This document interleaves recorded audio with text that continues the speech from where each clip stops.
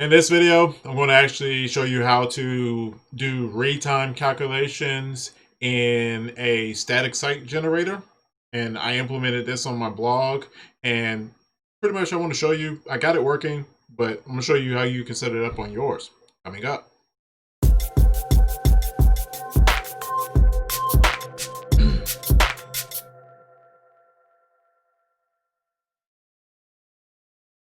All right, if you notice here at the top, so this is an article that I have on my site. I'm currently using my development environment, but this article is available.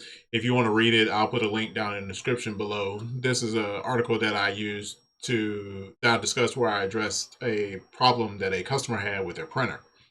But if you see here, I added the read time about, the approximate amount of time that it would take you to read this article. How did I go about doing that? So if you come over to Visual Studio Code, and for those of you that don't know, I use a static site generator on my website. The name of the static site generator is called MkDocs.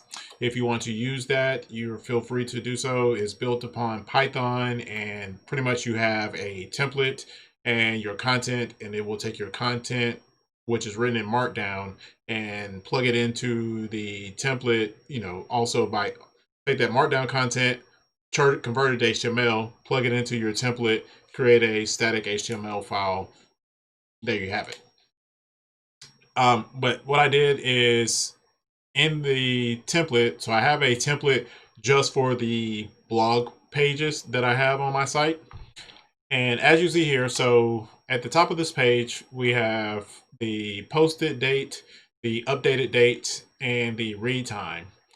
Now, I don't want to have to compute the read time every time I write a blog post, because that means I have to take the content, go put it in some kind of calculator, and then that calculator gives me a value back, and then I go put that into my blog post as metadata.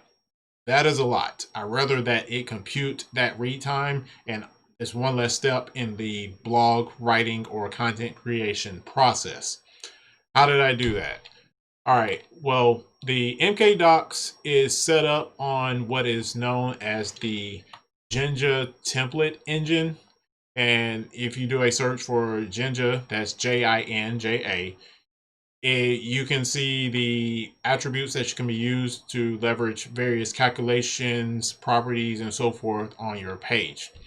And one of those is the ability to be able to do math.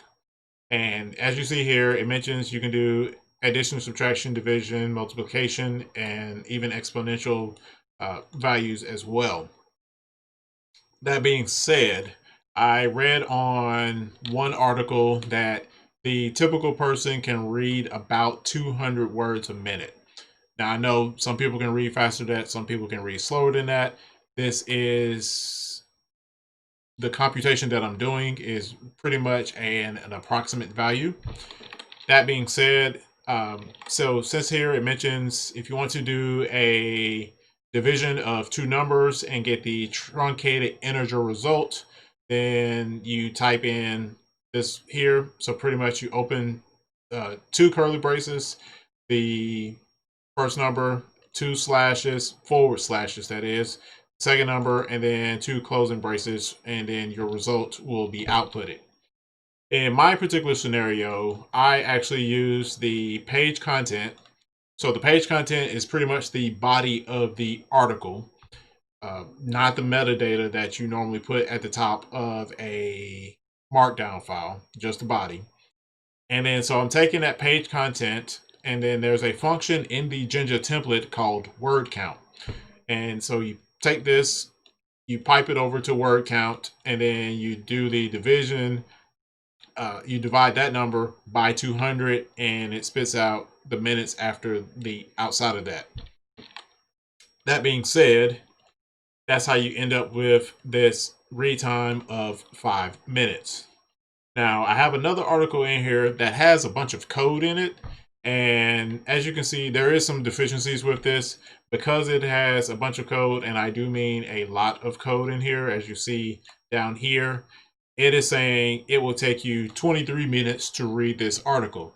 And while that is not necessary, if you don't read the code, yeah, if you do read the code, it would take you 23 minutes. If you don't read the code, obviously it will take you less. So that is kind of one drawback to this, that somebody will see this article and it's like, it's going to take me 23 minutes to read this. Yeah, if you read everything. And when I mean everything, I do mean everything in this article. But in a typical article, one that just talks about, provides some detail. And as you see, I got some templating fixes that I need to implement as well here. But as you see here, it still does the read time correctly, which is about 6 minutes. Now, if I want to change that value 200, if some places may have a different, recommend a different value, maybe 150, I can just easily go in here and change that to 150, and I don't have to go back and change the read times in any of the articles because it will automatically compute it every time it generates the static version, the static HTML of this page. So that's one less step in the content creation process that I have to do. If you got anything out of this video, please give it a thumbs up.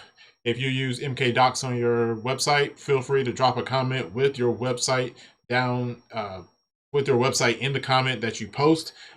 If you want me to, I can take a look at it and even offer some suggestions of how you may be able to better automate the content creation of your website. That will wrap it up for this video. And until next time, please be sure to check me out Instagram and Twitter at almostengr. And of course, my website, thealmostengineer.com. Peace out.